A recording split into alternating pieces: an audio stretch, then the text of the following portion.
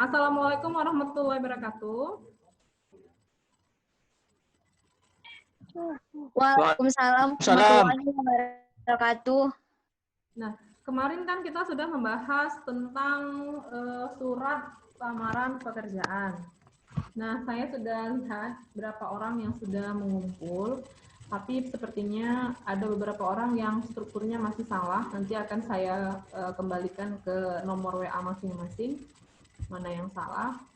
Karena kita ngebut untuk kelas 12 harus selesai di semester ini semua materi kita.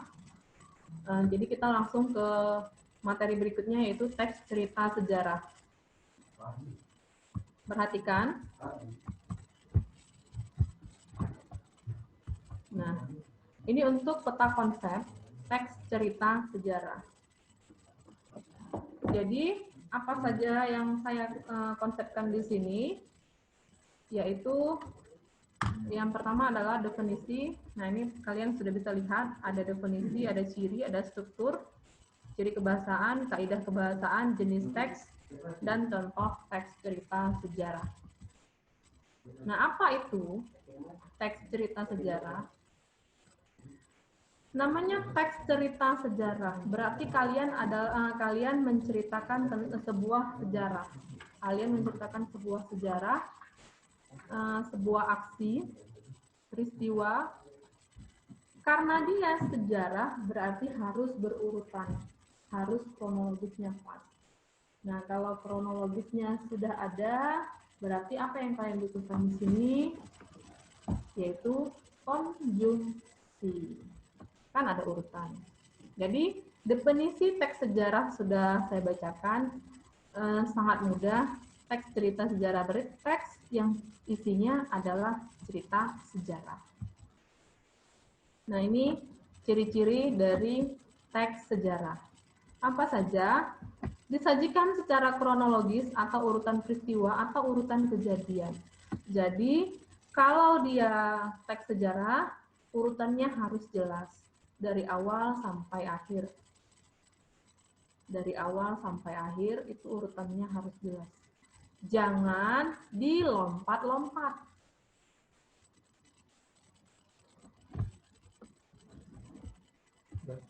Oke, jangan dilompat-lompat, nah ya. Nah, berikutnya yaitu bentuk teks cerita ulang.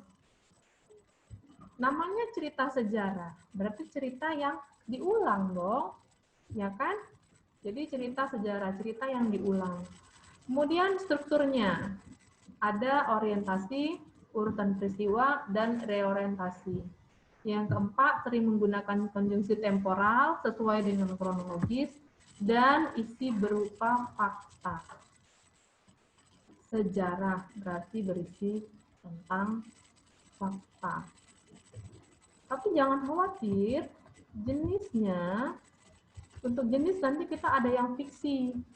Nah, ada yang fiksi maksudnya ada yang kalian tambah-tambahi di situ. Walaupun dia tidak boleh mengubah dari fakta yang ada. Perhatikan strukturnya. Ada orientasi.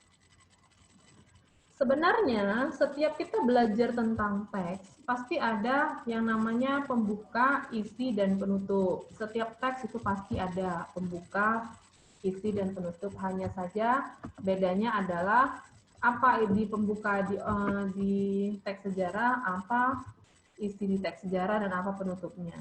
Nah, di sini di orientasi atau pembukanya hanya pengenalan dari cerita tersebut, pengenalan biasalah seperti teks yang biasanya masih pada pengenalan.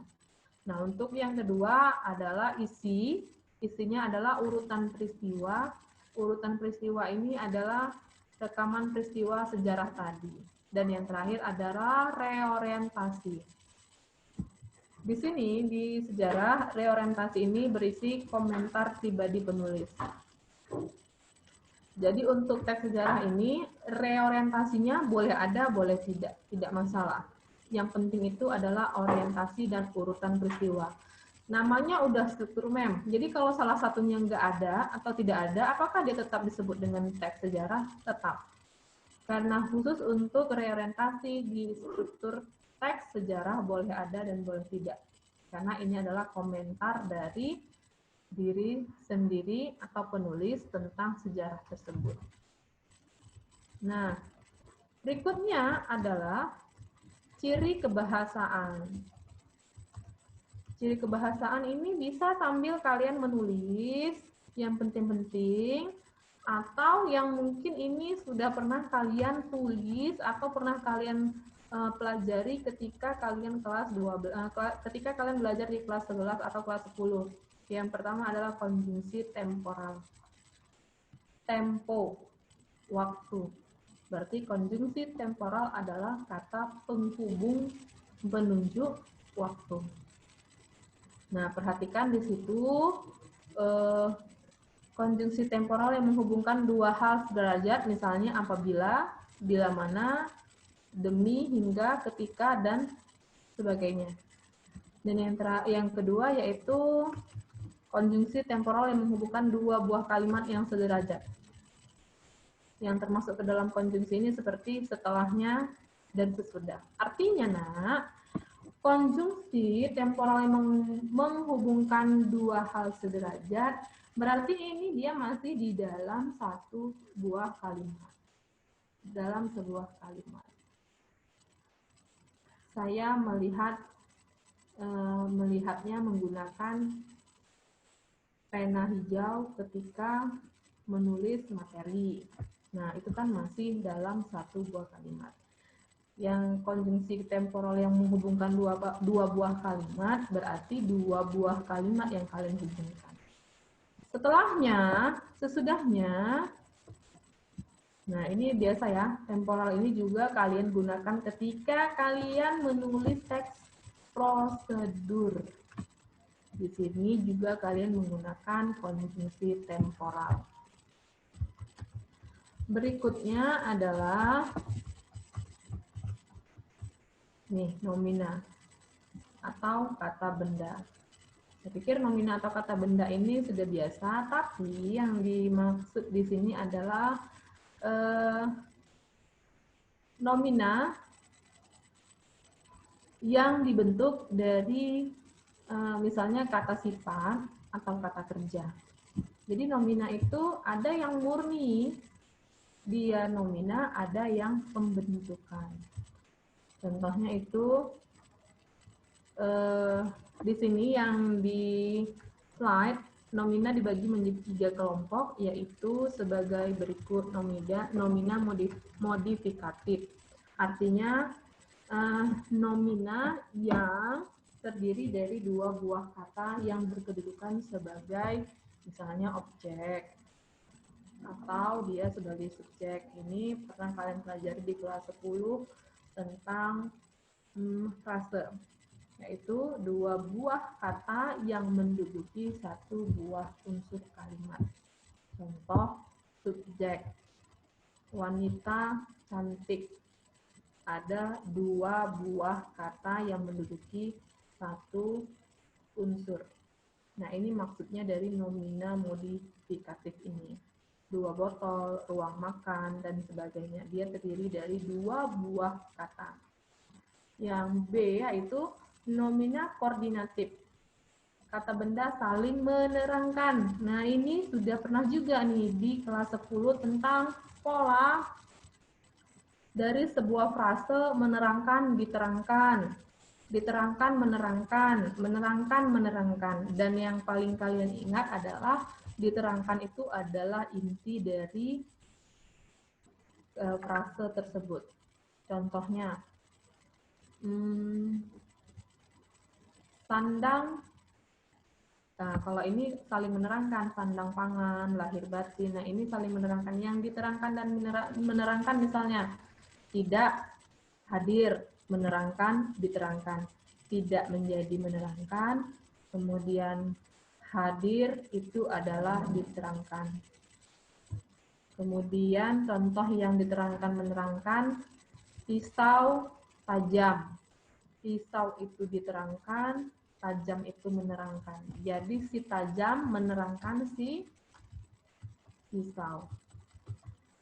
Kalau yang ini, yang saling menerangkan ini, hak dan kewajiban, sarana dan prasarana ini contoh nomina koordinatif. Berikutnya, contoh nomina apositif sebagai keterangan yang diselipkan atau ditambahkan. Misalnya pergi berlibur ke Garut, teman sekamarku. Nah, ini apositif ini yang diterangkan dan menerangkan tadi. Jadi ada diterangkannya, ada menerangkannya. Berikutnya adalah verba. Nah, ini sama halnya dengan nomina itu tadi, ada yang modifikatif, koordinatif, dan apositif. Tapi saya ini sedikit sekilas saja, verba ini ada yang transitif dan intransitif. Masih ingat ya, transitif itu adalah membutuhkan objek, intransitif itu dia tidak membutuhkan objek. Nah, ini nominalisasi. Nah, ini tadi yang saya sekilas sebutkan, yaitu nominalisasi ketika dia mendapatkan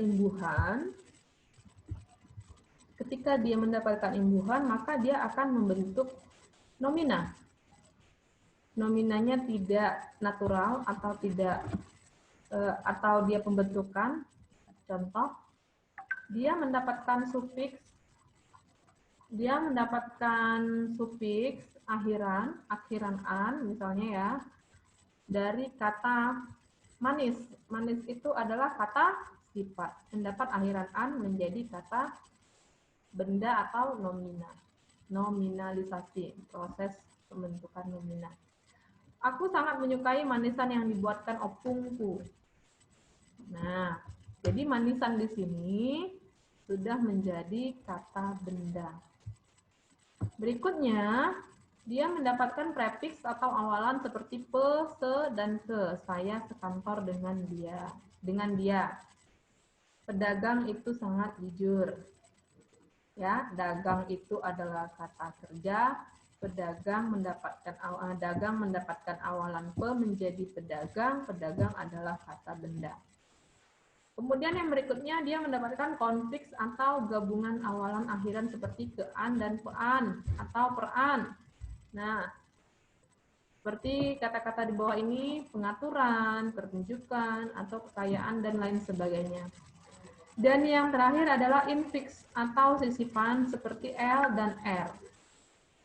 Kalian sudah melihatnya, di situ ada gelembung, ada seruling, ada telunjuk, dan lain sebagainya. Jadi di situ sudah mendapatkan sisipan.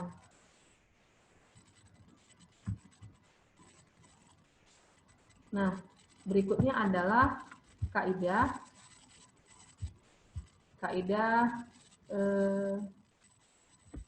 atau aturan teks dalam cerita sejarah. Di sini ada kata verba, kemudian pronomina atau kata ganti, ada frase adverbial, merupakan kata yang menunjukkan kejadian atau peristiwa. Kemudian ada verba material. Verba material ini juga kita jumpa di prosedur, yaitu kata kerja yang menunjukkan perbuatan nyata. Ya, kata kerja yang menunjukkan perbuatan nyata. Kemudian konjungsi temporal tadi. Nah, ini dia jenis-jenis teks cerita sejarah. Tadi kan saya sebutkan jenis cerita teks sejarahnya ada yang fiksi, ada yang non-fiksi. Jadi yang fiksi ini seperti novel, legenda yang ceritanya diangkat dari teks sejarah, namun tidak meninggalkan fakta yang sudah ada. Kalian boleh angkat dia menjadi cerita fiksi, tapi dia tidak boleh mengubah fakta yang sudah ada. Jadi ada legenda juga bisa. Kemudian yang kedua yaitu non-fiksi. Nah, kalau non-fiksi ini jelas seperti biografi atau autobiografi, cerita perjalanan, catatan sejarah. Berarti kalian tidak boleh menambahkan kata-kata yang mengandung fiksi di situ. Jadi cerita sejarah non-fiksi ini seperti biografi, saya pikir sudah tahu kalian, kita sudah belajar itu. Nah, ini dia. contoh dari sebuah teks sejarah. Gempa bumi Sumatera Barat 30 September 2009. Sudah ada? Kalian sudah membaca ini semalam, Nak?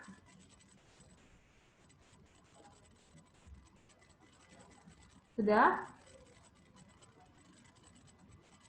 Sudah dibaca nggak kemarin? Hah?